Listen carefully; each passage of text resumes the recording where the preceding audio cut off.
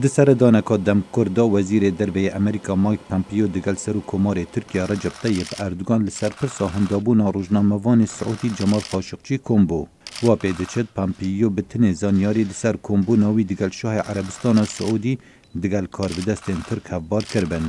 سعودیه سوزدان کو او ده بو جهان راستی هندابونا خاشقچی دیار بکن. وزیر دربه امریکا مایک پامپیو دبیجتن عربستان سعودی ولی کلین لسر وی پرسه بکد و هر کسک بیتا گنه بار کرن و بیتا اجزا کرن. من در فتح بو هجمارکا کمبونان دیگل شاه سعودیه و کار بدستین بلند بیگ بینم. و ده هر کمبونه که دام من رجدیل لکولینه که درست کرد لسر هندابونا جمال خاشقچی او راضی بون لسر لکولینه و سوزدان انجام آشکرا بکن. دبر سوا بسیارا روزنامه وانه که دا آیا خاشقچی مریه یان مایا مایک پامپیو گوت از نخوازم بحث وی اکی بکم اوان جی بحث نکر اوان داخوازه در فتح لکولینه کر و اوان مافی وایا. سروک امریکا دونالد ترامپ ده هف پیوینه که دا گوت دوی عمل پیشی بویه را نکبین و ریبرین عربستان و سعودی گنه باردنکین جبری انجام لکولینه و دوی انبزانین چه بو. لسر هند دمینه آیا شاه و شاهزاده عربستان سعودی هایدارن آنا به بوچونا من دوی انبزانن چه بو. اگر او هایدارن ده افزور خراب بید و حتی نزانن ده هر هندک تشتین خراب لدوف خوابینه.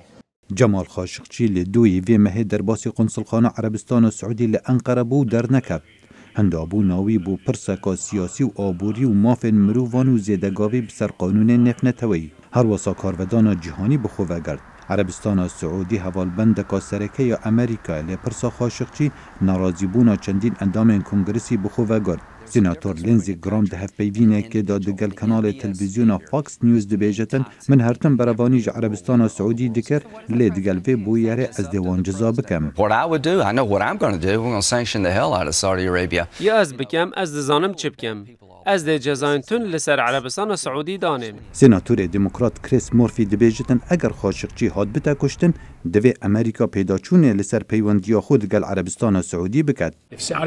اگر عربستان سعودی کسی گرین کارت امریکی هبه و دناف قلسل خلا خدا کشته به نهادم امریکا پیدا چونه لسر تکلین خوین لشکری و سیاسی و آبوری لگل سعودی بکه. روزنامه واشنگتن پست کپیم پاسپورتان جکار بدستن ترک بدست خستن.